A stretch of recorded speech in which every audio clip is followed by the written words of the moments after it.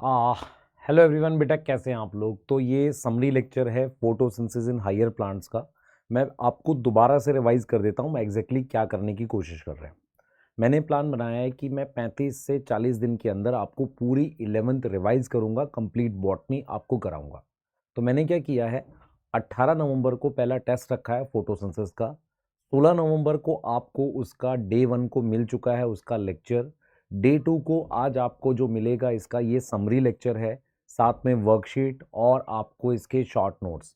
उसके अलावा मैं एनसीईआरटी को मार्क कर कर इंपॉर्टेंट पॉइंट्स भी आपको दूंगा, जो लाइनें आपने ज़रूर रीड करनी है। उसके साथ आपने टेस्ट देना है। तो आपको किस चीज़ की ज़रूरत पड़ेगी जब आपके पास ये 4-5 चीज़ें आ जाएंगी, तो किस तरीके से आपको चीज़ों को रिवाइज करना है ये पता लग जाएगा। फॉर एग्जाम्पल, अगर मुझे एक टाइम है, आधा दिन है, एक दिन है और एक चैप्टर रिवाइज करना है तो कैसे रिवाइज करना है, और अगर मुझे 3 घंटे में फोटोसिंथेसिस रिवाइज करना है तो कैसे करना है। तो ये सारी चीजें मैं आपको समझाऊंगा प्रॉपर तरीके से, एक सेपरेट छोटी सी वीडियो बना के 5 मिनट की, जो मैं कल दूंगा। और उसमें मैं आपको बताऊंगा कि टेस्ट को देना कैसे और किस तरीके से चीजें करनी है। क्लियर है। तो उसके अलावा असर्शन रीजन आपने बताया है, तो उसका एक live session half an hour का 45 मिनट्स का लगाएंगे, क्योंकि असर्शन रीजन बेटा आपको लॉजिकल तरीके से चीजें बतानी पड़ेंगी, तब जाके हम उसे कर पाएंगे। तो अगर हम हर चैप्टर के 30 क्वेश्चन भी करते हैं तो उस हिसाब से हमें 300 क्वेश्चन की प्रैक्टिस हो जाएगी। और अगर 12th ऐड कर लेंगे तो लगभग अगर आप 500 असर्शन रीजन करके जाते हो तो हो जाएगा, आपको वहां पर एक अच्छा आपको वो मिलेगा, कॉन्फिडेंस मिलेगा। ठीक है, तो स्टार्ट करते हैं। अच्छा, अब मैं फोटोसिंथेसिस को रिवाइज करने का दो तरीका हो सकता है, एक लिख कर और एक हो सकता है कि मैं उसको वर्बल रिवाइज करूं। मैं हमेशा बिलीव करता हूं कि वर्बल रिवीजन में क्या होता है, जब आप आईज क्लोज कर कर कान में लीड लगाकर सुनोगे तो आप बेटर तरीके से चीजें याद रख पाओगे, क्योंकि आप उन्हें सोच पाओगे। लेकिन जब आप उसको सामने देखते हो तो वो सिर्फ देख रहे होते हो। तो ये एक तरीका है जिसमें हम वर्बल रिवीजन करेंगे प्रॉपर तरीके से, पूरी की पूरी समरी मैं आधे घंटे के आसपास लूंगा आपका, और उसमें इसको पूरा रिवाइज कर दूंगा। ठीक है, तो मैंने आपको बताया कि हम किस तरीके से ले जा रहे हैं, अभ्यस्त सीरीज को लेकर जा रहे हैं। हर ट्यूसडे और आपका फ्राइडे को टेस्ट होगा। हर संडे को, जिसका ट्यूसडे को टेस्ट है संडे को लेक्चर आएगा, और जिसका फ्राइडे को टेस्ट है उसका वेडनेसडे को लेक्चर आएगा। इस तरीके से सीरीज चलेगी। बीच में वर्कशीट है, आपके समरी लेक्चर हैं, आपके शॉर्ट नोट्स हैं, एनसीईआरटी को मार्क करके दिया जाएगा, और उसके साथ साथ आपको असर्शन रीजन भी प्रैक्टिस कराई जाएगी। अगर आप अभी भी वन शॉट देखकर सिलेक्ट होना चाहते हैं तो प्लीज करिए, क्योंकि वन शॉट से मेरे हिसाब से ड्रॉपर क्रिएट होते हैं, सिलेक्शन नहीं होता। आप कमेंट में बताना आप क्या फील करते हो। तो स्टार्ट कर लेते हैं। सबसे पहले बेटा फोटोसिंथेसिस के पहले पैराग्राफ में दो लाइनें आपके लिए सबसे इंपॉर्टेंट है। एक ये फिजिको केमिकल प्रोसेस है, और ये एक ऐसा प्रोसेस है जो ऑर्गेनिक फूड बनाता है। ऑर्गेनिक फूड बनाता है जो अर्थ पर हमारे पास यूज होती है। उसके अलावा ये ऑक्सीजन बनाता है। लेकिन अगर हम फोटोसिंथेसिस को डिटेल में जाएं तो फोटोसिंथेसिस में इनऑर्गेनिक चीज को आप ऑर्गेनिक फूड में कन्वर्ट करते हो। आप क्या करते हो, इनऑर्गेनिक चीज को आप ऑर्गेनिक फूड में कन्वर्ट करते हो, ऐसा आप फोटोसिंथेसिस में करते हो। ठीक है, उसके अलावा आप अगर CO2 से ग्लूकोज बनाते हो तो अगर आप ध्यान से सोचेंगे हाइड्रोजन ऐड होगी। अगर आप CO2 से ग्लूकोज बना रहे हैं तो उसमें आपको हाइड्रोजन ऐड हो रही है। यदि हाइड्रोजन ऐड हो रही है तो उसे रिडक्शन बोलते हैं। उसके अलावा आपने ध्यान रखना है ये एंडोथर्मिक प्रोसेस है, इसमें एनर्जी चाहिए होती है। दूसरा ये बेटा एक एनाबोलिक प्रोसेस है, और ये सेल के अंदर होता है, तो इसलिए इसको हम कहते हैं सेलुलर प्रोसेस। ठीक है, और इसमें जो खाना बनता है वो स्टोर होता है किसकी फॉर्म में, स्टार्च की फॉर्म में। तो ये बेसिक कुछ पॉइंट्स हैं तो आपको याद रहने चाहिए। फिजिको केमिकल है, एनाबॉलिक है, रिडक्शन ऑफ कार्बन डाइऑक्साइड है, ऑर्गेनिक फूड बनता है जो पूरे अर्थ पर सबके लिए जरूरी है। उसके बाद जब हम सेकेंड पैराग्राफ में जाते हैं फोटोसिंथेसिस में, तो वहां पर एक्सपेरिमेंट्स के बारे में दिया हुआ है। बोला गया है कि 17th और 18th सेंचुरी में काफी एक्सपेरिमेंट थे। सबसे पहला एक्सपेरिमेंट क्या था कि उन्होंने एक ऐसी लीफ ली जिसमें ग्रीन और नॉन ग्रीन एरिया था। तो जो ग्रीन एरिया था वहां फोटोसिंथेसिस हो रही थी, अगर उसको सनलाइट को दिखा रहे हैं। दूसरा एक लीफ ली, उसको हाफ कवर कर दिया किससे, ब्लैक पेपर से। तो जो कवर एरिया नहीं था उस पर सनलाइट डाली तो वहां पर क्या बन रहा था, स्टार्च बन रहा था। तो फोटोसिंथेसिस को हम दो तरीके से प्रूव कर सकते हैं। एक हम स्टार्च बनाकर प्रूव कर सकते हैं, दूसरा तरीका क्या है, मैं ऑक्सीजन बनाकर भी प्रूव कर सकता हूं। सेकेंड एक्सपेरिमेंट है जिसे हाफ लीफ एक्सपेरिमेंट कहते हैं। तो हम एक टेस्ट ट्यूब लेते हैं, उसके अंदर आधी लीफ अंदर डाल देते हैं टेस्ट ट्यूब के, आधी लीफ बाहर होती है। हाफ लीफ जो टेस्ट ट्यूब के अंदर है वहां पर हमने KOH कॉटन में रखा हुआ है, वो CO2 को एब्जॉर्ब कर लेता है। तो जो हाफ लीफ टेस्ट ट्यूब के अंदर है उसको क्या नहीं मिलती, उसको हमारे पास CO2 नहीं मिलती, वहां स्टार्च नहीं बनेगा अगर मैं सनलाइट को एक्सपोज करूंगा। और जो बाहर लीफ है जिसको CO2 मिलती है वहां स्टार्च अपीयर होगा। तो ये दो एक्सपेरिमेंट कहता है कि हमने क्लास 10th में भी पढ़ाए थे। उसके बाद जो हमारे पास है एक्सपेरिमेंट बेटा, वो है हमारे पास प्रिस्ली का बेल जार एक्सपेरिमेंट। उसमें लिखा है सीरीज ऑफ एक्सपेरिमेंट, जो ईयर याद कर सकते हो तो 1770, उसका बर्थ ईयर याद नहीं करना आपने। तो बेल जार में क्या किया था, एक बेल शेप का ग्लास शेप का जार लिया, वहां पर माइस रखा तो माइस सफोकेट हो गया, कैंडल जलाई, कैंडल बुझ गई। लेकिन जब हमने मिंट प्लांट रखा तो जो इन्फ्रेंस है वो याद करना है। मिंट प्लांट एयर क्वालिटी वापसी ला सकता है जो डैमेज करी थी किसने, माइस ने, और हमारे पास किसने, उसने, माइस ने और बर्निंग कैंडल ने। सेम एक्सपेरिमेंट इंगेन हाउस ने किया, एक बार डे टाइम पर करके देखा, एक बार नाइट टाइम पर करके देखा। तो उन्हें ये पता चला कि इंगेन हाउस को ये पता चला कि बेसिकली ये जो चीज हो रही है ना रेस्टोर एयर क्वालिटी वाली, ये डे टाइम पे हो रही है। उसके बाद इंगेन हाउस ने एक एक्वेटिक प्लांट लिया, उस पर उन्होंने ब्राइट सनलाइट डाली, तो जहां ब्राइट सनलाइट पड़ी वहां ऑक्सीजन के बबल बने। तो इंगेन हाउस ने इंपॉर्टेंस बताई लाइट की, कि लाइट की प्रेजेंस में ही ऑक्सीजन बनती है। उसके बाद 1854 में एक साइंटिस्ट थे वॉन सैक, उन्होंने क्या किया, कुछ प्लांट्स ग्रो किए। जब वो प्लांट्स ग्रो हो रहे थे तो उनमें स्टार्च बन रहा था, ग्लूकोज बन के स्टार्च में स्टोर हो रहा था। फिर उन्होंने ये देखा कि ठीक है, और उन्होंने ये देखा कि ये कहाँ हो रहा है, तो ये ग्रीन पार्ट में हो रहा है ना, वहां पर ग्रीन स्ट्रक्चर है वहां हो रहा है, और एक ग्रीन केमिकल की वजह से हो रहा है। उस ग्रीन स्ट्रक्चर को आज हम क्लोरोप्लास्ट के नाम से जानते हैं, और उस ग्रीन केमिकल को आज हम जानते हैं क्लोरोफिल के नाम से। क्या इतनी बात समझ में आ रही है? नेक्स्ट हमारे पास क्या है बेटा, अगला एक्सपेरिमेंट है हमारे पास TW एंगलमैन का, जिन्होंने क्या किया, जिन्होंने एक प्रिज्म लिया और लाइट उस पर लगाई। उस लाइट से उन्होंने क्या किया बेटा, उस लाइट से क्या किया, उस प्रिज्म पे डाला तो वो 7 लाइट में स्पेक्ट्रल कंपोनेंट में टूट गया। जब वो 7 पार्ट में वेवलेंथ टूट गई प्रिज्म से, उसको एक एल्गी पर डाला जो फिलामेंटस एल्गी थी, ग्रीन एल्गी थी, क्लैडोफोरा। अब जब उस पर अलग अलग वेवलेंथ गिरी तो ब्लू और रेड रीजन में ज्यादा फोटोसिंथेसिस हुई। इस बात को कैसे प्रूव किया कि ब्लू और रेड रीजन में ज्यादा ऑक्सीजन बन रही थी। अब ऑक्सीजन आंख से दिखेगी नहीं, तो उसके लिए उन्होंने क्या लिया, सस्पेंशन ऑफ एरोबिक बैक्टीरिया। ऐसा बैक्टीरिया जो ऑक्सीजन की तरफ अट्रैक्ट होता था उसे उन्होंने बोला सस्पेंशन ऑफ एरोबिक बैक्टीरिया। अब वो जो सस्पेंशन ऑफ एरोबिक बैक्टीरिया था वो कहीं ना कहीं क्या हुआ बेटा, उसने अट्रैक्शन दिखाया ब्लू और रेड वेवलेंथ की तरफ। तो उन्होंने एक ग्राफ प्लॉट किया जहां एक्स एक्सिस पर रखा कि कौन सी वेवलेंथ है और वाई एक्सिस पे रखा अमाउंट ऑफ ऑक्सीजन। उस ग्राफ को उन्होंने बोला एक्शन स्पेक्ट्रम। तो पहला एक्शन स्पेक्ट्रम किसने बनाया था, TW एंगलमैन ने, जो सिमिलर था किसके, absorption spectrum of chlorophyll A और क्लोरोफिल बी के। क्लियर है?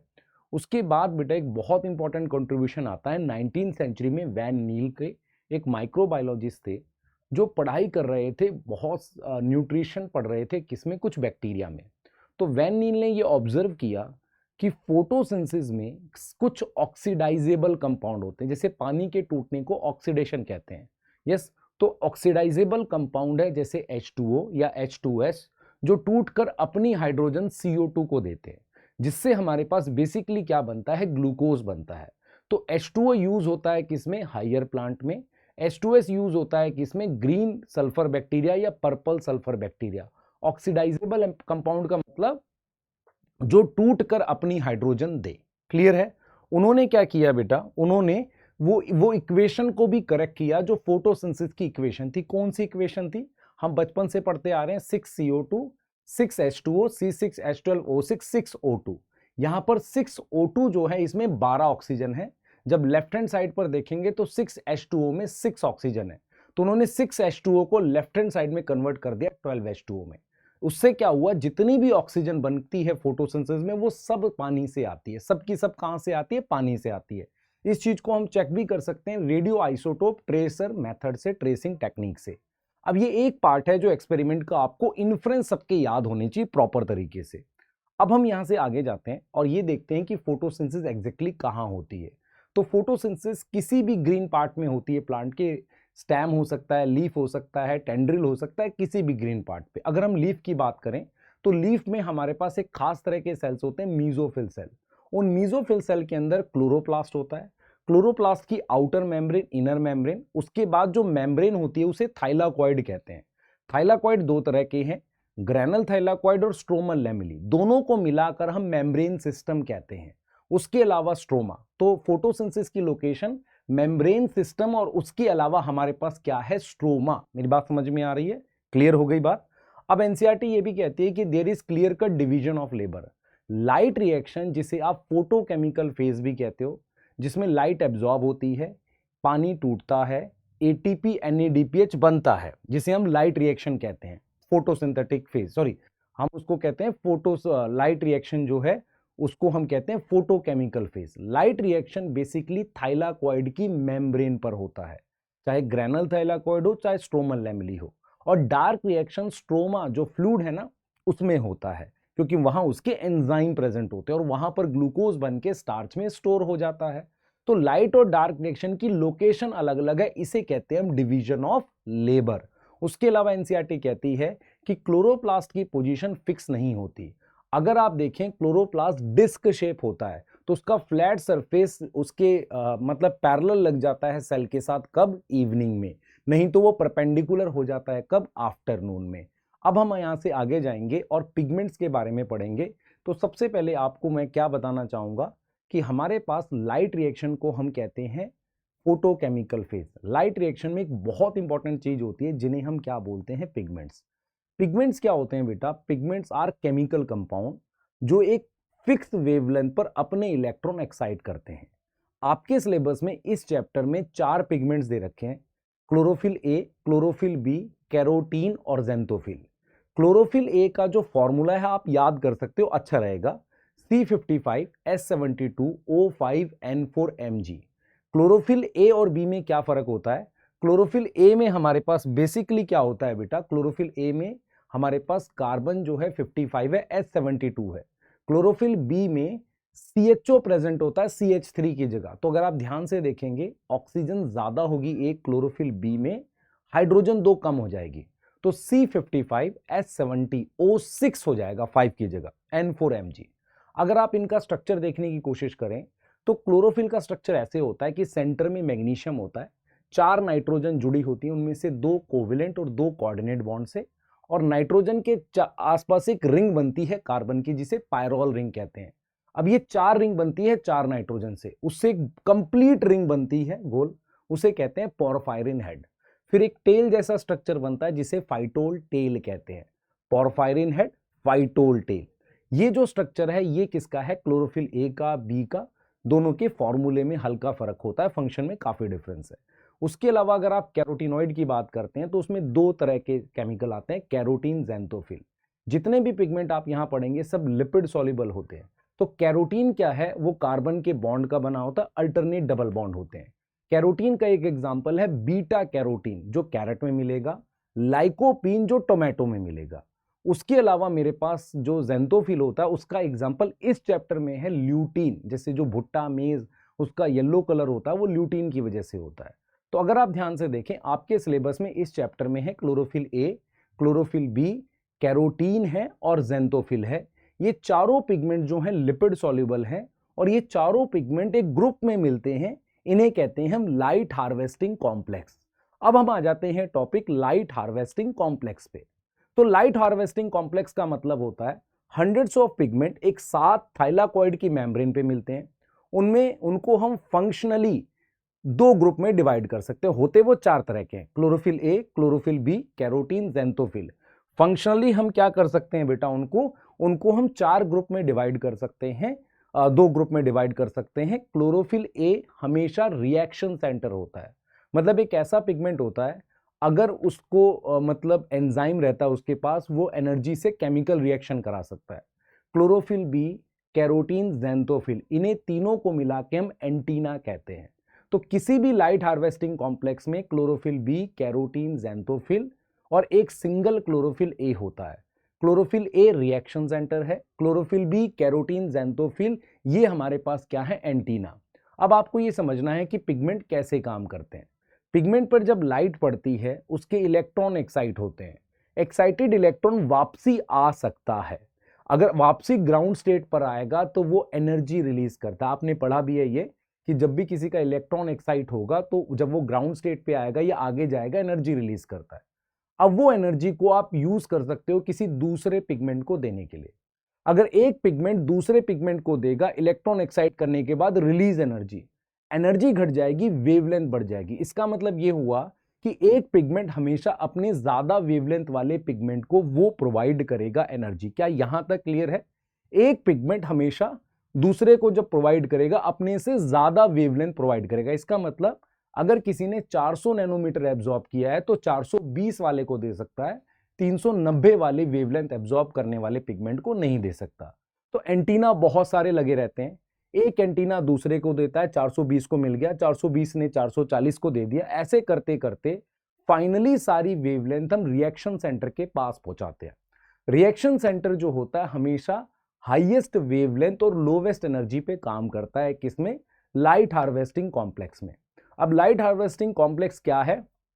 रिएक्शन सेंटर जो हमेशा क्लोरोफिल ए होगा, हाईएस्ट वेवलेंथ पे काम करेगा, और एंटीना में क्लोरोफिल बी, कैरोटीन, ज़ैंथोफिल, ये सारे अपनी वेवलेंथ एक एक करके फाइनली रिएक्शन सेंटर को देते हैं। अब यहां पर हम ये समझते हैं कि लाइट हार्वेस्टिंग कॉम्प्लेक्स से बड़ी एक यूनिट होती है जिसको हम क्या बोलते हैं? फोटो सिस्टम बोलते हैं। फोटो सिस्टम क्या होता है? एक बड़ी यूनिट होती है as compare to light harvesting complex. Photo system में बेसिकली क्या होता है बेटा? फोटो सिस्टम में बेसिकली क्या होता है अगर आप ध्यान से समझेंगे, हमारे पास फोटो सिस्टम में होगा कुछ इलेक्ट्रॉन कैरियर होते हैं जैसे प्राइमरी इलेक्ट्रॉन एक्सेप्टर, कुछ एंजाइम होते हैं और लाइट हार्वेस्टिंग कॉम्प्लेक्स। तो light harvesting complex, reaction centre, antenna, कुछ एंजाइम, कुछ इलेक्ट्रॉन कैरियर, एक यूनिट बनती है जिसको हम कहते हैं फोटो सिस्टम। क्या बोलते हैं? Photo system. अब फोटो सिस्टम दो तरह के हैं, PS1 और PS2। एक्चुअल में क्या हुआ था, एक साइंटिस्ट थे जिनका नाम एमर्सन था। उन्होंने 700 नैनोमीटर की जब वेवलेंथ डाली तो फोटोसिंथेसिस घट गई। उसको हम कहते हैं एमर्सन रेड ड्रॉप इफेक्ट। जब उन्होंने दो वेवलेंथ डाली 700 और 680 तो फोटोसिंथेसिस बढ़ गई। उसको कहते हैं एमर्सन एनहांसमेंट इफेक्ट। इससे ये क्लियर हो गया कि हमारे पास क्लोरोप्लास्ट के अंदर दो अलग अलग फंक्शनल यूनिट्स होती हैं काम करने को लेके वेवलेंथ को। उन्हें हम क्या नाम देते हैं? Photo system. ये 7 काम करते हैं।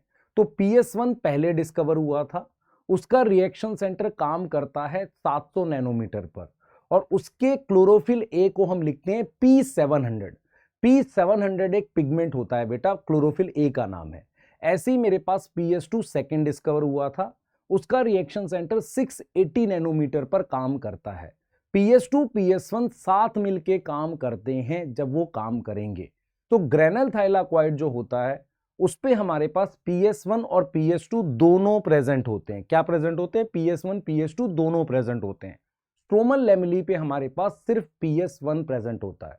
तो हमारा फोकस कहां पर है कि यार ये दोनों फोटो सिस्टम साथ काम करेंगे।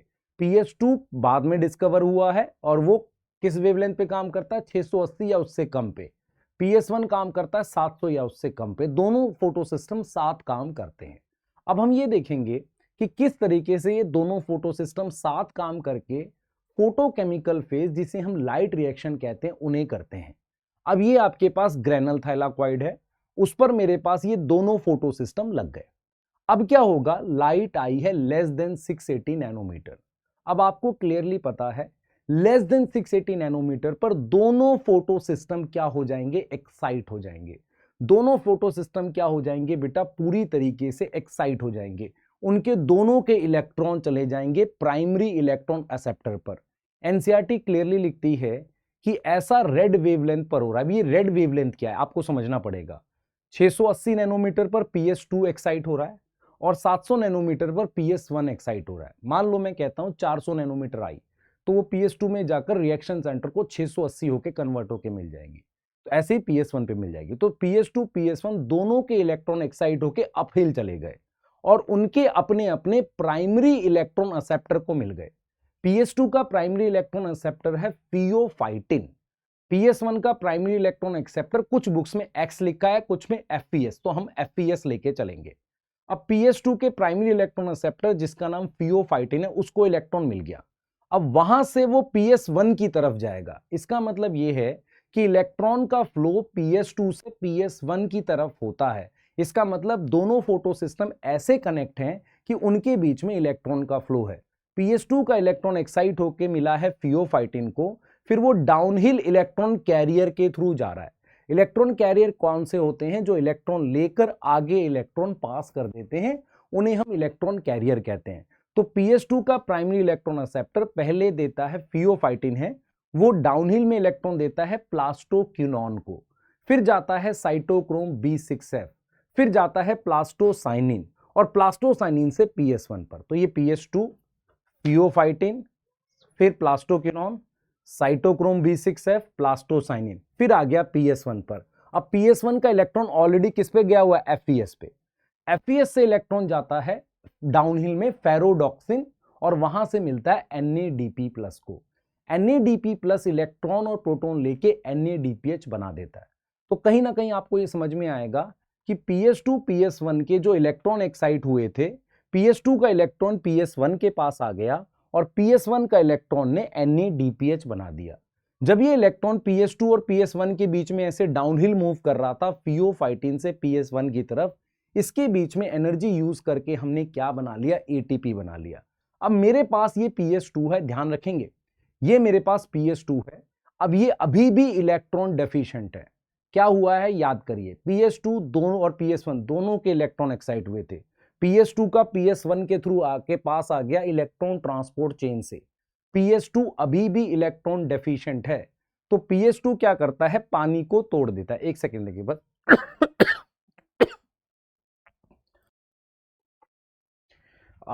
ठीक है बेटा। तो क्या होता है कि PS2 क्या करता है? पानी को तोड़ देता है, और पानी को तोड़कर उसके इलेक्ट्रॉन ले लेता है। तो ल्यूमन के अंदर ही हमारे पास क्या बन जाते हैं? प्रोटॉन और ऑक्सीजन बन जाती है। ऑक्सीजन बाहर चली जाती है ल्यूमन से, फिर क्लोरोप्लास्ट के बाहर, और प्रोटॉन ल्यूमन के अंदर रह जाता है। पानी के टूटने के इस प्रोसेस को हम क्या बोलते हैं? फोटोलिसिस। इसके लिए मुझे Mn और Cl- चाहिए होता है। तो अगर आप ध्यान से देखेंगे कि PS2 PS1 जब कनेक्ट हैं, उनके बीच में इलेक्ट्रॉन का फ्लो नॉन साइक्लिक है। जब हम इस इलेक्ट्रॉन के फ्लो को एक रिडॉक्स स्केल पर बनाते हैं, रिडॉक्स स्केल का मतलब कौन किससे इलेक्ट्रॉन लेगा, तो PS2 आता है, अपहिल चला गया प्राइमरी एक्सेप्टर, फिर डाउनहिल आएगा, और फिर PS1, और फिर अपहिल गया, फिर डाउनहिल भी आता है। इस एक शेप दिखती है मुझे Z शेप की, जिसे हम Z स्कीम कहते हैं। इतनी बात समझ में आ रही है? अब यहां से हम आगे बात करेंगे क्या होगा स्ट्रोमल लैमेली पे, जहां पर सिर्फ PS1 अवेलेबल है, या अगर हमारे पास लाइट मोर देन 680 नैनोमीटर आती है जहां पर PS2 काम नहीं करता, तो सिर्फ PS1 का इलेक्ट्रॉन एक्साइट होता है, और एक्साइट होके FES के पास जाता है। FES वो इलेक्ट्रॉन देता है प्लास्टोक्विनोन को, और घूमकर वापसी PS1 पे आ जाता है। इसे हम कहते हैं साइक्लिक फ्लो ऑफ इलेक्ट्रॉन। तो अगर आप इसको नॉन साइक्लिक से कंपेयर करेंगे, तो नॉन साइक्लिक में तीन चीजें बनती हैं, ATP, NADPH और ऑक्सीजन। साइक्लिक में सिर्फ ATP बनती है। नॉन साइक्लिक में PS2 PS1 दोनों इन्वॉल्व हैं, ये ग्रेनल थाइलाकॉइड पे हो रहा है। साइक्लिक जो है वो मेरे पास स्ट्रोमल लैमेली पे हो रहा है, और ग्रेनल पर कब होगा? जब लाइट मोर देन 680 नैनोमीटर आएगी। क्लियर है? साइक्लिक फ्लो ऑफ इलेक्ट्रॉन कहीं ना कहीं एक्स्ट्रा ATP आपको बनाकर दे रहा होता है। अब सवाल ये उठता है कि ये ATP सिंथेसिस कैसे होती है एग्जैक्टली, क्योंकि हमने बड़ा रेयर सुना है, हमने बचपन से पढ़ा है mitochondria is the power house of cell, वो ATP बनाता है। तो क्या क्लोरोप्लास्ट भी ATP बनाता है? और अगर वो ATP बनाता है तो उस ATP का क्या करता है? तो बेसिकली क्या होता है बेटा, क्लोरोप्लास्ट लाइट रिएक्शन में जो भी ATP बनाता है उसको डार्क रिएक्शन में यूज कर लेता है। तो लाइट रिएक्शन में जो ATP बनाता है उसके लिए वो प्रोटॉन को यूज करता है, जो उसने ल्यूमन में पानी तोड़ के बनाया, या किसी और तरीके से प्रोटॉन वहां पर बढ़ते हैं ल्यूमन में, वहां से बनता है। तो बेसिकली एक हाइपोथेसिस है जिसका नाम है chemiosmotic hypothesis. Chemiosmotic hypothesis explain करती है कि कैसे हमारे पास ATP सिंथेसिस होगी। तो केमी ऑस्मोटिक हाइपोथेसिस कहती है कि अगर क्लोरोप्लास्ट माइटोकॉन्ड्रिया में कहीं पर मेरे पास प्रोटॉन की कंसंट्रेशन बढ़ जाए, माइटोकॉन्ड्रिया में बढ़ती है इंटर मेम्ब्रेन स्पेस में, क्लोरोप्लास्ट में बढ़ती है थाइलाकॉइड के ल्यूमन में, तो हमारे पास अगर प्रोटॉन की कंसंट्रेशन बढ़ जाती है तो वहां पर उस कंसंट्रेशन को यूज कर ATP बना सकते हैं। हमारे पास 4 रिक्वायरमेंट है एटीपी बनाने के लिए। एक H+ का ग्रेडियंट, ग्रेडियंट मतलब कहीं पर H+ ज्यादा कहीं पर कम। फिर हमारे पास चाहिए क्या बेटा, दूसरा चाहिए F0 F1 पार्टिकल। F0 क्या होता है, एक तरह का चैनल होता है, F1 हेड होता है। जब चैनल से प्रोटॉन जाता है और हेड घूमने से एटीपी बन जाता है। उसके अलावा एक इंटैक्ट मेम्ब्रेन चाहिए और हमें चाहिए लगातार प्रोटॉन कहीं पर इकट्ठा होता रहे।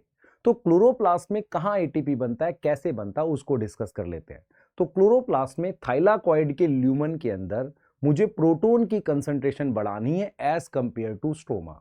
वो हम कैसे करते हैं, PS2 जब पानी तोड़ता है तो वो ल्यूमन की साइड प्रोटॉन बनाता है, वहां से ल्यूमन में प्रोटॉन बढ़ जाएगा।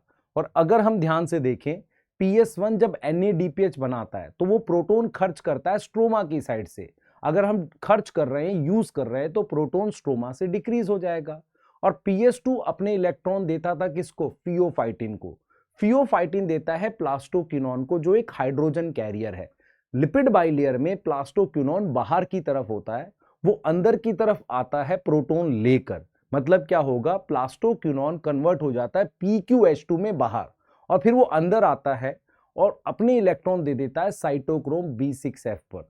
तो प्लास्टोक्विनोन एक्चुअल में था PQH2, हाइड्रोजन था उसके पास, उसने इलेक्ट्रॉन दे दिए साइटोक्रोम B6F को, प्रोटॉन अंदर ल्यूमन में रिलीज हो गया। क्या इतनी बात समझ में आ रही है? प्रोटॉन अंदर हमारे पास किस में रिलीज हो गया, ल्यूमन में हमारे पास रिलीज हो गया। अब इससे बेसिकली क्या हुआ, अगर आप ध्यान से देखेंगे, इससे हमारे पास बेसिकली क्या हुआ, ल्यूमन में हमारे पास क्या रिलीज हो गया, प्रोटॉन रिलीज हो गया। क्या इतनी बात समझ में आ गई है? तो ल्यूमन में हमारे पास प्रोटॉन रिलीज हो गया। तो 3 तरीके से प्रोटॉन बढ़े, एक पानी टूटने से, एक PS1 के H+ को घटाने से, NADPH बनाने से, तीसरा हमारे पास हाइड्रोजन कैरियर प्लास्टोक्विनोन स्ट्रोमा से प्रोटॉन उठाता है और अंदर की तरफ ल्यूमन में छोड़ देता है। अब ये कहीं ना कहीं आपको एटीपी बनाने में हेल्प करेगा। कैसे?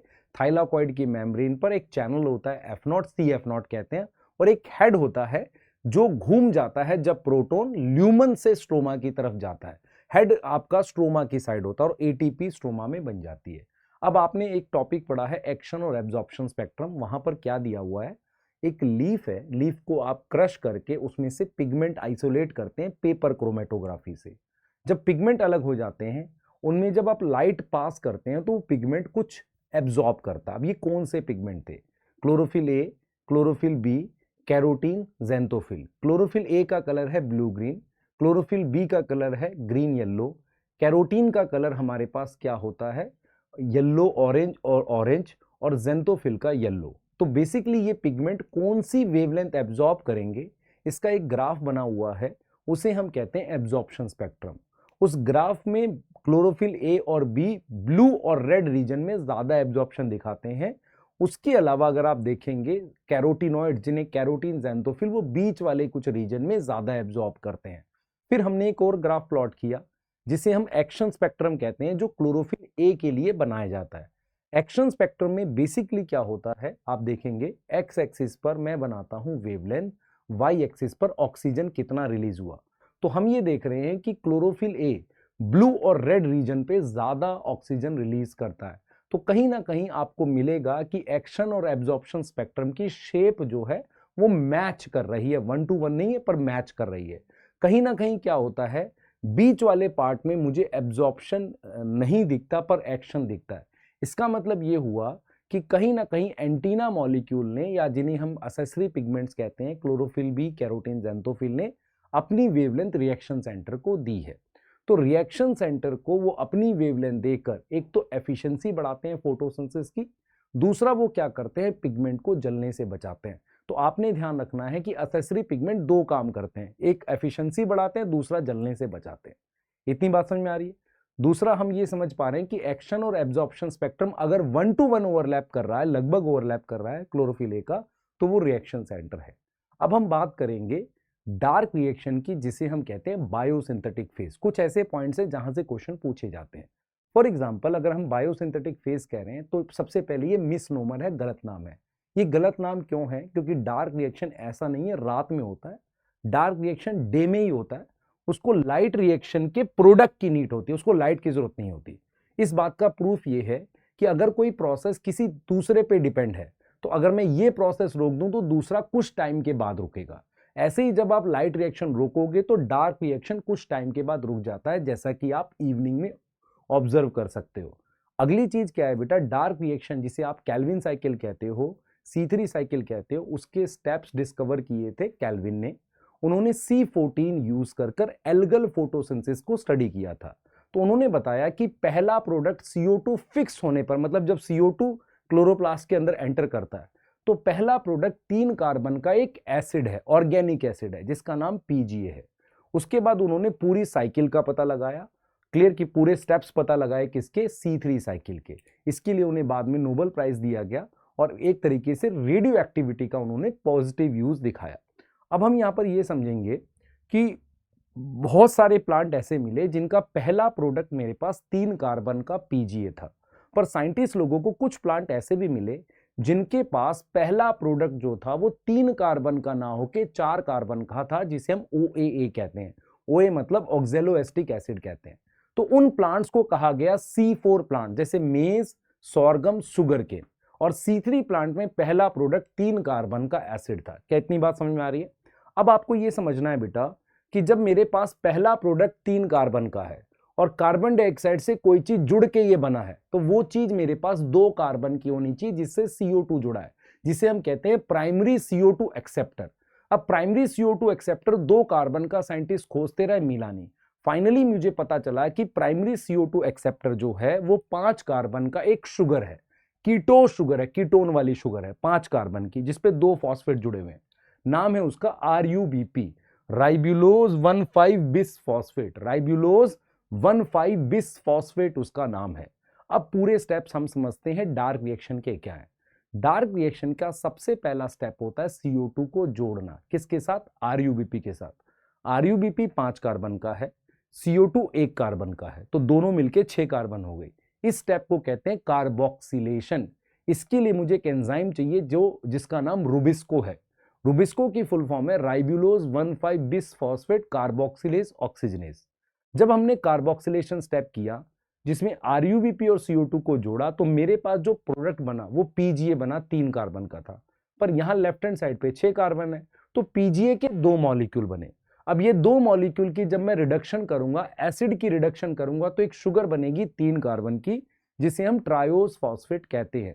यहां पर मुझे 2 ATP यूज करने पड़ेंगे और रिडक्शन के लिए हाइड्रोजन चाहिए, तो 2 NADPH अपनी हाइड्रोजन देंगे। ये NADPH और ATP लाइट रिएक्शन में बने थे। रिडक्शन के बाद ट्रायोस फॉस्फेट से हम नीचे ग्लूकोज और स्टार्च बना लेंगे, लेकिन कुछ ट्रायोस फॉस्फेट रीजनरेट करना पड़ता है ताकि साइकिल चलती रहे। तो ट्रायोस फॉस्फेट से हम वापसी RUBP बना सकते हैं, उसे कहते हैं रीजनरेशन। एक ATP यहां खर्च हो जाएगा। तो साइकिल में 3 स्टेप हो गए, कार्बोक्सिलेशन, हमारे पास रिडक्शन और रीजनरेशन। 3 ATP लग रहे हैं, 2 लग रहा है किसमें, रिडक्शन में, 1 रीजनरेशन में, 1 CO2 फिक्स करने पे।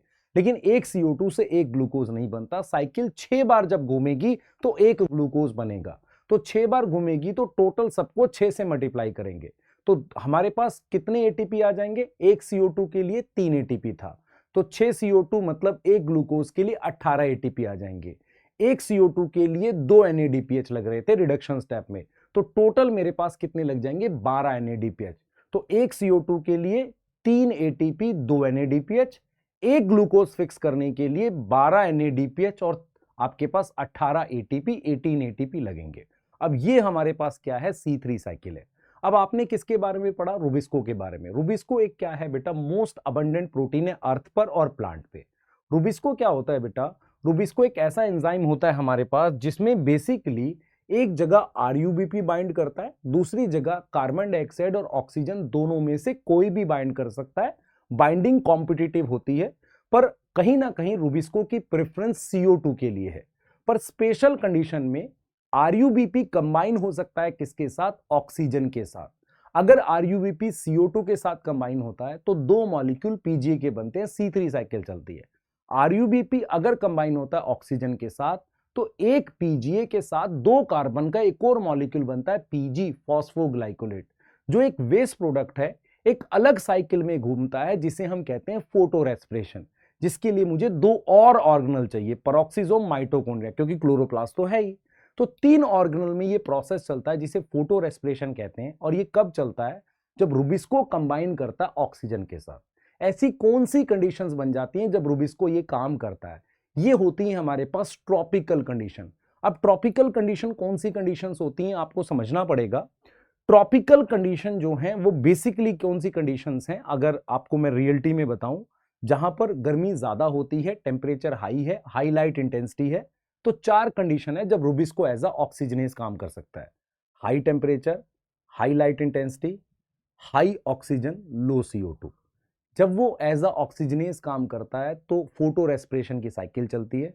ये C3 प्लांट में ही चलती है, लेकिन ये कब चलती है? जब ये कंडीशन मिले। उस केस में क्या फोटो रेस्पिरेशन में ATP NADPH बनता? नहीं। क्या उसमें ATP यूज होता है? इनडायरेक्टली जरूर यूज होता है। इतनी बात समझ में आ रही है? फोटो रेस्पिरेशन प्लांट में फोटोसिंथेटिक एफिशिएंसी घटाता है, नुकसान है। तो प्लांट्स ने क्या किया? ट्रॉपिकल कंडीशन में खुद को इवॉल्व किया, एक अलग तरह के प्लांट बनाए जिन्हें C4 प्लांट्स कहते हैं। अब C4 प्लांट्स क्या होते हैं? एक स्पेशल टाइप के प्लांट्स हैं जो ट्रॉपिकल कंडीशन में मिलते हैं। उनकी लीफ के अंदर एक स्पेशल एनाटॉमी मिलती है। क्या मिलती है? एनाटॉमी। उसे कहते हैं क्रेन्स एनाटॉमी। C4 प्लांट के अंदर जो क्रेन्स एनाटॉमी वो क्या है? वास्कुलर बंडल के चारों तरफ बंडल शीथ सेल्स लगे रहते हैं सर्कल में, ज्यादा कई लेयर में, उस माला की तरीके से, रीत की फॉर्म में, और उसके बाहर फिर लगे रहते हैं मीजोफिल सेल। इसे कहते हैं क्रेन्स एनाटॉमी, जो C4 प्लांट, शुगर केन, मेज, सॉर्गम, इनकी लीफ में मिलती है। अब C4 प्लांट में एक साइकिल मिलती है, C4 cycle. Basically C4 plant क्यों इवॉल्व हुए थे? ताकि हम क्या कर सकें, रुबिस्को के कांटेक्ट में किसको ना आने दें? ऑक्सीजन को ना आने दें। तो हमारे पास 2 सेल में किया जाता है पूरा प्रोसेस लाइट और डार्क रिएक्शन का। एक सेल होता है मेसोफिल सेल, जहां पर हम लाइट रिएक्शन करते हैं, मतलब ऑक्सीजन बनती है, PS1 PS2 प्रेजेंट होता है, NADPH बनता है। एक सेल होता है बंडल शीथ सेल, जिसमें रुबिस्को रखा रहता है। अगर आप C3 प्लांट से देखेंगे तो C3 प्लांट में जो हमारे पास ये रखा रहता है, क्या नाम है, रुबिस्को, वो मेसोफिल सेल में ही होता है, और वहीं पर थाइलाकॉइड में लाइट रिएक्शन भी चलता है। पर बंडल शीथ सेल में क्या किया गया है? लाइट और डार्क रिएक्शन की लोकेशंस बदल दी गई है। कैसे लोकेशंस बदल दी गई है? लाइट रिएक्शन हो रहा है मेसोफिल सेल में, जो परवियस होता है, जिसमें से गैस एंटर कर सकती है, और बंडल शीथ सेल में डार्क रिएक्शन होता है। अब क्या है बेटा, बंडल शीथ सेल की दीवार बहुत मोटी है, थिक वॉल है थिक वॉल है, तो उतनी मोटी वॉल के बाद उसमें CO2 नहीं आ सकती। रुबिस्को को CO2 कैसे मिलेगी? तो C4 साइकिल, जिसे हैस्लैक पाथवे कहते हैं, उसके थ्रू C3 में पहले CO2 लाई जाती है मेसोफिल सेल में। तो मेसोफिल सेल में एक मिनट देंगे।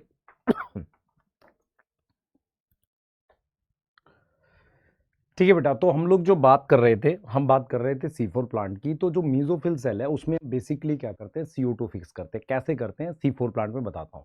बाहर से CO2 आती है, उसको कंबाइन करते हैं, 3 कार्बन के कंपाउंड ऑर्गेनिक एसिड होता है, 3 कार्बन का, और CO2 कितनी हो गई? 4 कार्बन, OA बनता है। OA को कन्वर्ट करते हैं मैलिक एसिड में मेसोफिल सेल में। मैलिक एसिड का ट्रांसपोर्ट करते हैं, मैलिक एसिड से वापसी OA बनाते हैं, और OA में से CO2 निकाल के हम दे देते हैं किसको? रुबिस्को को। फिर हमारे पास बन जाता है पाइरुवेट बंडल शीथ सेल में। पाइरुवेट वापसी जाता है मेसोफिल सेल में, और उससे फिर हम बनाते हैं पाइरुवेट से PEP, जो कि 3 कार्बन का है। तो पाइरुवेट भी 3 है, PEP भी 3 है। तो ये बनाने के लिए मुझे क्या चाहिए? 2 ATP चाहिए। तो आपको ये समझना पड़ेगा, टोटल C4 साइकिल में 5 स्टेप है। सबसे पहला स्टेप है कार्बोक्सिलेशन। PP और CO2 मेसोफिल सेल में कंबाइन होते हैं पैपकेज की प्रेजेंस में। OA 4 कार्बन का एक एसिड बनता है, ऑक्जेलोएस्टिक एसिड। OA से कन्वर्ट होता है मैलिक एसिड, इसमें NADPH खर्च हो जाता है, जो लाइट रिएक्शन में मेसोफिल सेल में बना था। मैलिक एसिड आ जाता है ट्रांसपोर्ट के थ्रू, सेकंड स्टेप है, मेसोफिल सेल से बंडल शीथ सेल में। मैलिक एसिड या एस्पार्टिक एसिड NCERT लिखती है। अब ये मैलिक एसिड वापसी कन्वर्ट होता है OA में, इसका मतलब यहां पर NADPH अब बन जाएगा, वहां खर्च हुआ था, यहां बन गया। OA कन्वर्ट होता है पाइरुवेट में, CO2 निकाल के रुबिस्को को दे दिया। तीसरा स्टेप डी कार्बोक्सिलेशन, जिससे रुबिस्को को CO2 मिल गया। इसका मतलब C3 cycle bundle sheath cell में हो रही है। अब ये जो मेरे पास पाइरुवेट है, ये वापसी जाता है, ट्रांसपोर्ट। तो चौथा स्टेप ट्रांसपोर्ट, जो वापसी चला गया बंडल शीथ सेल से मेसोफिल सेल में। अब जो मेरे पास पाइरुवेट गया है, उसको वापसी कन्वर्ट करते हैं PEP में, फॉस्फोइनोल पाइरुवेट में 2 ATP खर्च होता है। तो कहीं ना कहीं आप देखेंगे कि C4 साइकिल का मेन पर्पस है CO2 को फिक्स करके रुबिस्को तक पहुंचाना, 2 ATP का इसमें खर्चा हो जाता है। लेकिन C3 साइकिल में 3 ATP का CO2 के लिए अलग से खर्चा है। तो अगर हम एक CO2 फिक्स करते हैं तो टोटल 5 ATP लग जाते हैं। 3 लग जाते हैं केल्विन साइकिल में जो बंडल शीट सेल में हो रही है, और 2 ATP रीजनरेशन वाला स्टेप जो पाइरुवेट से PEP बना रहे हैं वहां पर। तो टोटल 5 ATP लगते हैं एक CO2 के लिए। NADPH उतने ही लगेंगे, 2 NADPH। तो अगर आप ध्यान से देखेंगे C4 प्लांट में ज्यादा ATP का खर्चा है, पर CO2 5 ATP है। एक ग्लूकोज के लिए 30 ATP आ जाएंगे। मेरी बात समझ में आ रही है? अब आपको यह चीज समझना पड़ेगा कि C3 प्लांट और C4 प्लांट में हमारे पास क्या डिफरेंस है। C3 प्लांट जो होता है उसमें मेरे पास C3 साइकिल होती है। सुनेंगे ध्यान से। C3 प्लांट जो होता है उसमें बेसिकली क्या होता है, रुबिस्को मेरे पास कौन से सेल में होता है, मीजोफिल सेल में। C4 प्लांट में बंडल शीट सेल में। C3 प्लांट में एक ही सेल में लाइट और डार्क रिएक्शन होता है। C4 प्लांट में लाइट रिएक्शन मीजोफिल सेल में होता है, डार्क रिएक्शन होता है बंडल शीट सेल में। इतनी बात समझ में आ रही है? C3 प्लांट जो हमारे पास है उनमें क्या होता है बेटा, ध्यान से सुनेंगे। C3 प्लांट हमारे पास जो है उनमें बेसिकली क्या होता है, हमारे पास जो प्राइमरी CO2 एक्सेप्टर है वो RUBP 5 कार्बन का है। पहला प्रोडक्ट 3 कार्बन का PGA बनता है। C4 प्लांट में पहला प्रोडक्ट 4 कार्बन का OA बनता है और प्राइमरी CO2 एक्सेप्टर PP है जो 3 कार्बन का है। C3 प्लांट में रुबिस्को है मीजोफिल सेल में। C4 प्लांट में पैपकेज प्रेजेंट होता है मीजोफिल सेल में, बंडल शीट सेल में रुबिस्को होता है। अब सवाल ये उठता है क्या C3 प्लांट में फोटो रेस्पिरेशन होता है? कब होगा? High light intensity, high temperature पे। क्लियर है? C4 प्लांट में नहीं होता। तो C3 प्लांट में C2 साइकिल, फोटो रेस्पिरेशन और C3 साइकिल होती है। C4 प्लांट में C3 साइकिल और C4 साइकिल होती है। अगर मैं टेम्परेचर ऑप्टिमम की बात करूं तो C3 प्लांट का जो टेम्परेचर ऑप्टिमम है वो 20 से 25 डिग्री पर वो काम करते हैं। नॉर्मल आपके आसपास का टेम्परेचर, बहुत हाई टेम्परेचर पर 30 से 40 पे काम करते हैं C4 plant. Cranes anatomy C4 plant में मिलती है। अच्छा, अगर मैं मीजोफिल सेल कंपेयर करूं किसका, C4 प्लांट का मीजोफिल को बंडल शीट से कंपेयर करूं तो मुझे क्या पता चलेगा? मीजोफिल सेल जो होता है वो उसकी जो दीवारें हैं उतनी मोटी नहीं है, बंडल शीट की इम्परवियस होती है। मीजोफिल सेल के बीच में इंटरसेलुलर स्पेस होता है ताकि गैस मूव कर सके, बंडल शीट में नहीं होता। मीजोफिल सेल क्योंकि लाइट रिएक्शन होता है, नंबर ऑफ क्लोरोप्लास्ट कम होंगे। बंडल शीट में डार्क रिएक्शन होता है जिसे हम C3 साइकिल कहते हैं, तो नंबर ऑफ क्लोरोप्लास्ट ज्यादा होते हैं। उसके अलावा आपने एक चीज और याद रखनी है बेटा, रुबिस्को जो होता है वो बंडल शीट सेल में होता है, मीजोफिल सेल में नहीं होता। आपको एक खास चीज मिलती है C4 प्लांट में जिसे हम कहते हैं डाइमॉर्फिक क्लोरोप्लास्ट। मतलब क्या हुआ, दो अलग अलग तरह के क्लोरोप्लास्ट। मीजोफिल सेल में जो क्लोरोप्लास्ट मिलते हैं C4 प्लांट के, उनमें ग्रैनल और स्ट्रोमल लैमेली दोनों होती है। लेकिन बंडल शीट में बेटा ग्रैनल थाइलाकॉइड नहीं हो सकता C4 प्लांट में, क्योंकि वो बेसिकली क्या करेगा, ऑक्सीजन बनाएगा। मेरी बात समझ में आ रही है? बेसिकली वो क्या करेगा, ऑक्सीजन बनाएगा, इस वजह से ये नहीं हो सकता। ये बात समझ में आई? दूसरी चीज मैं अगर आपसे कहूं कि PS2 PS1 दोनों किस में होगा, मीजोफिल सेल में, C4 प्लांट में। बंडल शीट सेल में PS2 नहीं हो सकता बेटा, क्योंकि वो ऑक्सीजन बनाएगा और प्रॉब्लम हो जाएगी। क्लियर है यहां पे? सही है। अब हम बात करते हैं फैक्टर्स अफेक्टिंग फोटोसिंथेसिस की। अगर आप ध्यान से देखें इस टॉपिक में हम रेट की बात कर रहे होते हैं। रेट का मतलब स्पीड। तो बहुत सारे फैक्टर्स हैं। कुछ फैक्टर होते हैं जिन्हें हम प्लांट फैक्टर कहते हैं, इंटरनल फैक्टर कहते हैं, और वो डिपेंड करते हैं प्लांट की जीन पे। जैसे छोटा प्लांट है तो छोटी लीफ होंगी, तो लीफ का साइज, सरफेस एरिया, कितना स्टोमेटा खुला हुआ है, कितना अमाउंट ऑफ क्लोरोफिल है, कितने नंबर ऑफ क्लोरोप्लास्ट है, कितने मीजोफिल सेल है, लीफ कैसे ओरिएंटेड है, ऐसे है कि ऐसे है, ये सारे इंटरनल फैक्टर हैं। और इसके अलावा एक और इंटरनल फैक्टर है कि लीफ के अंदर CO2 की कंसंट्रेशन कितनी बनी रहती है, इसे कहते हैं इंटरनल CO2 कंसंट्रेशन। और ये डिपेंड करता है जीन पे। एनसीईआरटी लिखती है डिपेंड ऑन जेनेटिक प्रीडिस्पोजिशन। जब हम एक्सटर्नल फैक्टर की बात करते हैं तो किसी भी प्रोसेस को अगर कई फैक्टर एक साथ कंट्रोल करते हैं तो क्या वो प्रोसेस सारे फैक्टर पे डिपेंड करेगा? वो प्रोसेस किसी एक पे डायरेक्टली डिपेंड करता है, बाकी पे डिपेंड करता है, पर किसी एक से कंट्रोल होता है। इसे हम कहते हैं law of limiting factor. Law of limiting factor 1905 में FF ब्लैकमैन ने दिया था। उन्होंने क्लियरली बोला था कि any biochemical process control by more than one factor, तो रेट किस पे डिपेंड करेगा, जो factor close to minimal value या मोस्ट लिमिटिंग होगा। क्लियर है? इसका मतलब यह है कि मान लेते हैं किसी प्रोसेस को 4 फैक्टर कंट्रोल करते हैं, किसी गिवन टाइम पे जो सबसे कम होगा फैक्टर, वो रेट को कंट्रोल करना पड़ेगा। जैसे अगर क्वेश्चन आता है at low light intensity increase in temperature, अगर लाइट लो दे दिया है तो रेट लाइट पे डिपेंड करेगा, टेम्परेचर पे नहीं।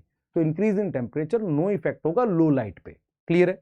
अब हम बात करते हैं, 4 फैक्टर है हमारे पास। सबसे पहला है लाइट इंटेंसिटी। हमेशा याद रखो बेटा, रेट को कंट्रोल करता है लाइट इंटेंसिटी। लाइट में 3 कंपोनेंट होते हैं, एक होता है ड्यूरेशन, डे लेंथ, एक होती है कौन सी वेवलेंथ आ रही है, और तीसरा होता है इंटेंसिटी। इंटेंसिटी मतलब दोपहर में ज्यादा इंटेंस लाइट आ रही है।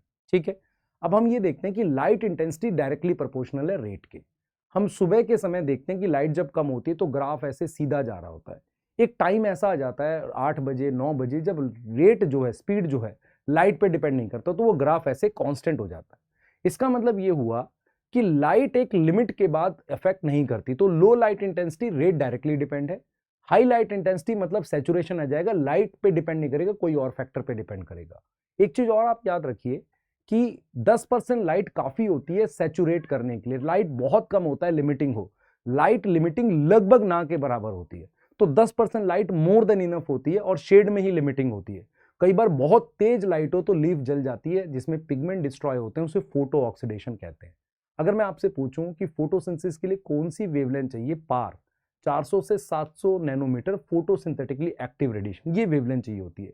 रेट लाइट इंटेंसिटी पे डिपेंड करता है, और लाइट इंटेंसिटी 10% काफी होती है, मतलब कंट्रोल करने, मतलब सफिशिएंट हो जाती है। इसका मतलब सिर्फ छाया में, शेड में हमारे पास कम पड़ती है लाइट, वैसे नहीं पड़ती। क्लियर है? अब हम बात करते हैं CO2 कंसंट्रेशन की। तो CO2 कंसंट्रेशन अगर आप देखेंगे, आपने पढ़ा होगा 21% ऑक्सीजन है, तो 0.038% ही CO2 होती है। इसको किसी और यूनिट में लिखूं तो 380 म्यू लीटर पर लीटर आएगा, या 380 ppm आएगा एनवायरमेंट में CO2 की कंसंट्रेशन। अब सवाल ये उठता है कि C3 C4 प्लांट को कितनी CO2 की कंसंट्रेशन चाहिए। तो C3 प्लांट जो है उसको सैचुरेशन आता है 450 ppm पे, मतलब जो एनवायरमेंट है उससे ज्यादा चाहिए। C4 प्लांट को आता है कितने पे, 360 ppm पे, जितनी एनवायरमेंट पे उससे कम पे आ जाता है। अब अगर हम कहते हैं कि लाइट इंटेंसिटी लो है, आप CO2 बढ़ाओ, दोनों को फर्क नहीं पड़ेगा, क्योंकि रेट लाइट पे डिपेंड कर रहा है। जब लाइट इंटेंसिटी हाई हो जाए, नॉर्मल हो जाए, तो CO2 बढ़ाने पर दोनों पे इंपैक्ट आ सकता है, पर ज्यादा इंपैक्ट आएगा C3 प्लांट पे। इसीलिए क्या होता है, जब आप कवर करके C3 प्लांट को कहीं ग्रो करते हो, उनकी लीफ का साइज अच्छा खासा बढ़ता है, ग्रोथ बढ़ती है उन्हें। इसीलिए ऐसे प्लांट्स को हम कहते हैं ग्रीन हाउस प्लांट। जैसे कि कलर शिमला मिर्च, ब्लैल पेपर, टोमेटो, उन्हें हम ग्रीन हाउस प्लांट कहते हैं। वो C3 प्लांट है, कवर करते हैं तो वहां CO2 की कंसंट्रेशन ज्यादा हो जाती है, तो इसलिए उनको हम कहते हैं कि C3 प्लांट, मतलब ग्रीन हाउस प्लांट कहते हैं। अगर कंसंट्रेशन बहुत हाई हो जाए, जैसे खूब फॉसिल जल जाए, सब जल जाए, 500 ppm पर दोनों C3 C4 को नुकसान होगा। अब तीसरा फैक्टर है टेम्परेचर। हमेशा याद रखो, टेम्परेचर चाहे हमारे अंदर या किसी के अंदर भी एंजाइम्स के थ्रू काम करेगा। लाइट और डार्क रिएक्शन दोनों में एंजाइम होते हैं, पर डार्क रिएक्शन में ज्यादा होते हैं, इसलिए टेम्परेचर का इंपैक्ट डार्क रिएक्शन पे ज्यादा आता है। अगर आप ध्यान से देखेंगे, C3 C4 प्लांट का टेम्परेचर ऑप्टिमम अलग है, ये प्लांट वाइज भी अलग है कि भाई कौन से टेम्परेचर पे काम कर रहे हैं।